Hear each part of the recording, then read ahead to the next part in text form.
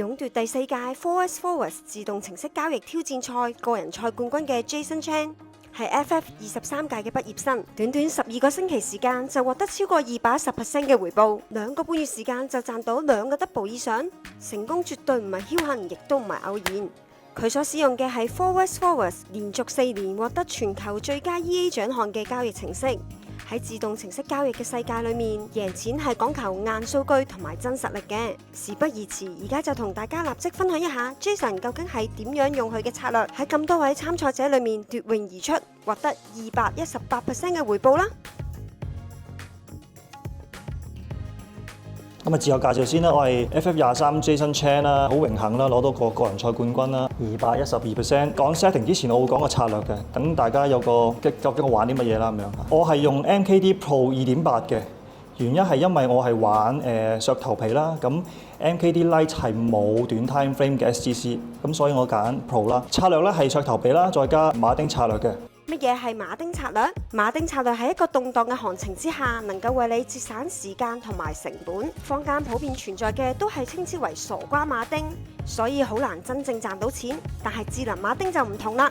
想知道智能馬丁同傻瓜馬丁嘅分別？智能馬丁又點樣可以征服呢一個投資嘅交易市場呢？咁你就要睇翻我哋之前呢2集關於智能馬丁嘅精彩影片啦。貨幣咧主要係玩黃金。加少量嘅英鎊同歐元係啦，咁個 time frame 係 M5 啦 ，OK，MKD 用 M5 啦 ，copy trade 啦，咁有 indicator 咧，我用咗4個嘅，有 trading section 啦、closive 啦、account protector 同埋 copy lock 嘅，我轉頭會講嘅。我想問大家一個問題，大家玩削頭皮咧點樣玩啊？咁我自己咧就會喺依啲位玩，我呢啲位我避開晒佢嘅。咁咧我用一個顏色咧有3種顏色啦，橙色、藍色同綠色咧。你見到綠色係特別錯嘅，係好錯好明顯啦，係咪先？藍色係中度錯啦，紅色係冇咁錯嘅。我自己係會喺紅色去玩嘅。嗱，你見到咧，我啲 trade 咧罅位度玩嘅。我喺綠色之間嗰啲罅咧，我去玩削頭皮。咁我諗大家都心水清，應該都知道啦。其實唔同顏色係代表唔同嘅時段啦。OK， 紅色咧係亞洲時段，藍色係歐洲時段，綠色就係美國時段。咁其中玩法我係會亞洲時段開始 trade， 而一個亞洲時段就開始係停 trade 嘅。咁而藍色咧係做一個緩衝區啊，意思即係我新單我唔開啦，我咪繼續開馬丁咯。咁我 make sure 進入美國時段前就完晒所有 trade 啦。進入綠色區域嘅時候，我已經冇 trade 啦。咁我就可以安安定定食花生等 high news。其實有咩好處咧？就係亞洲時段咧波幅相對細啦，有歐洲時段要作緩衝啦。咁進入美市前咧，其實已經平晒倉啦，大大減低個風險。好啦，咁點解我會揀 MKD 咧？咁樣唔係 SMA 咧？其實冇衝突嘅，即係嗱，我係玩馬丁啦，相反方向啦。咁佢跌嘅時候，我咪 buy 咯。見到紅色圈圈呢個，咁我玩 copy trade， 我咪 copy 呢張單咯。咁佢啱啱一升上去，咁就平倉，咁啊進入歐洲時段。咁呢張單亦都係嘅。即係呢度就密密食，呢度可能比較極端啲啦。你見到係去到美國時間佢先平倉嘅，但係 so far 我都平得到咯。MKD 啦，因為可以買相反方向啦。黃金嘅特性就係上落波幅夠啊，會比較長，極少啦會出現大單邊，尤其是亞洲時段，加上配合 STC 咧，我能夠可以喺最頂部或者最底部開單。我呢個係我個 Marder demo 嚟嘅，就行咗8個禮拜。比賽咧，我會係0.02開始 copy。Based on 個策略咧，有時會係0.03先 copy。呢度係 high news 嘅，咁一路衝上個 high news 完之後，佢回翻落嚟，我先平得到倉。咁呢度我係捱夾嘅。咁之後咧，其實我係將個 setting 咧係比賽中途咧，我就優化咗，就將嗰個 high news 前 default 係240分鐘啊嘛，240分鐘，我推到去360分鐘make sure 佢係不能夠開單 high news 前嗰6個鐘咁即係 for your information 咯。咁我個 setting 咧或者削頭皮嘅戰術係要避開 high news 係好緊要嘅。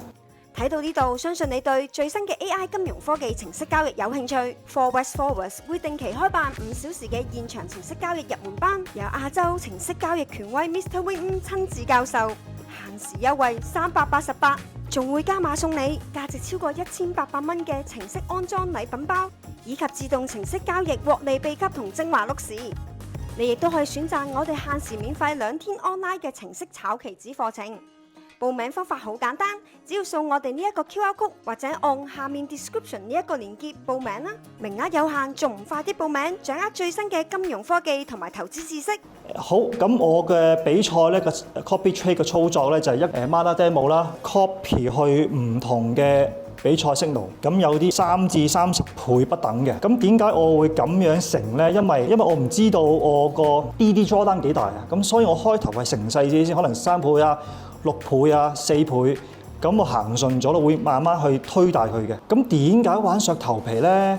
咁削頭皮嘅好處就係咧 holding time 細，極倉時間短，好適合比賽。其實比賽嗰3條 signal 咧，個 average holding time 都係60分鐘啊，會 within 1個鐘嘅啫。咁 make sure 開完個會食完飯我就已經搞掂㗎啦，即係我係想做到呢樣嘢咯。你見到就個 setting 咧會係0.01啦，第一層係0.01、0.02、0.02、0.03，如此類推，最大係去到0.24。咁我比賽咧係會由0.02啊0.03。Based on 當時嗰個情況，我個特點係咩咧 ？Trading section 啦，我會係玩全時段啦、亞市、歐市 ，based on 個當時嘅情況，我轉頭都會講嘅嚇，容易啲控制啦嚇。Type 係用 Type A 嘅，咁 STC 咧係533、80、20，Top Return 係2。咁我做過好多demo back test，我發覺2係最靚啊，即係能夠捉到嗰個底部同頂部去回少少我就開單咯。咁我可以，咁你哋可以試下㗎。咁我 MAC 都係 off 嘅。另外最緊要 setting 咧就係 trading section 啦、volatility 同 news filter 咧係3個 setting 係可以封到個死門。即係阿 Sir 話真係要封死門。咁個absolute volatility 係能夠係避開一啲錯嘅時段，我入市喺一啲低波幅嘅時候，我先入到市咯嚇。咁啊 news filter 啱啱講咗啦嚇，避開啲 high news 咁樣嚇。亞洲時段個 setting 咧就係3同10， 3至10，呢個係 GPD 加3啊。全時段咧就3至20。咁可能你會問啊，點解唔係1啊？點解唔係0啊？因為我少少心得就係我發覺你如果係0開始咧。即係香港時間6點鐘着 auto trade 咧，個市係會無定向行嘅。咁其實你咁係好危險嘅，所以我自己係由3開始，俾2個鐘時間佢 flow 2個鐘先，開始可能係日本市啊，佢黃金開始有少少明確方向，咁我就先可以 trade。咁我會揀3至10咯。咁啊全時段都係嘅。咁啊呢個係我個 volatility 啦。嗱我其實我拉咗啲圖嘅。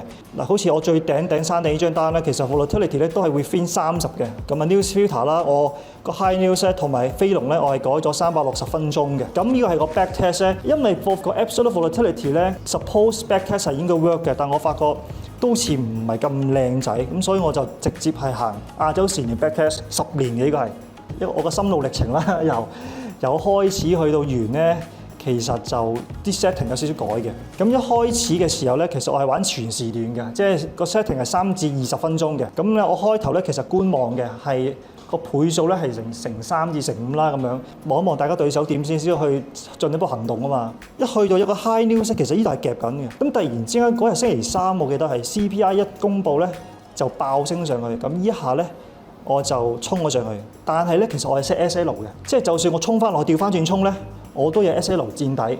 但係如果調翻轉衝翻上去咧，我就食糊啦，食大糊啦嚇。咁當我 profit 咧去到100% 嘅時候咧，再推大，因為我本金大咧，我就有條件再乘大啲佢。咁我一路升上去啦。咁啊好啦，我講風險先啦。風險咧就係你將個馬丁乘大咗啦，DD就相對大啦。咁個 deposit load 咧，因為我冇諗後果，咪乘大佢咯。啊追嘢叻追 Gary 啊嘛，乘大佢咯。咁所以咧，我 deposit load 係相對大嘅嚇，即係呢個大家要小心咯，要計數先咯。啊咁黑天鵝啦，so far未遇到黑天鵝啦。咁啊4月係多假期嘅，市況係比較平靜。咁呢度要小心咯嚇。